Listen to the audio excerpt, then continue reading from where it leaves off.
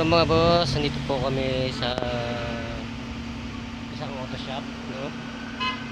Ito ang FJ Cruiser at magpapalit po tayo ng oxygen sensor. So ayan po, tatanggalin muna yung valve cover kasi nasa likod yung oxygen.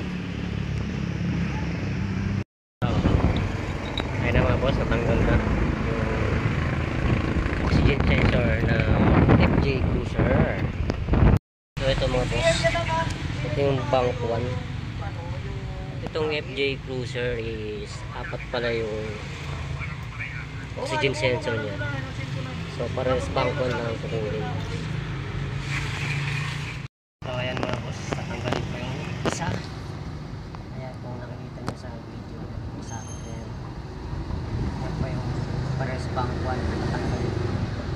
Kasi apat yung sensor nito, oxygen sensor. Ito yung pangalawa. Yan. Dito pa. So, ito na mga boss. Tanggalin bank 1 na isa. So dalawa para sa bank 1. Ito na mga boss yung sensor na tinanggal namin sa FJ Cruiser. So ito ay linisan muna namin. Kasi okay pa naman.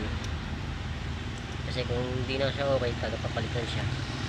So ayan mga boss, nakapagit na yung sensor bank 1. Hindi sa kabila. So ito na lang yan, then paano tayo sa scan.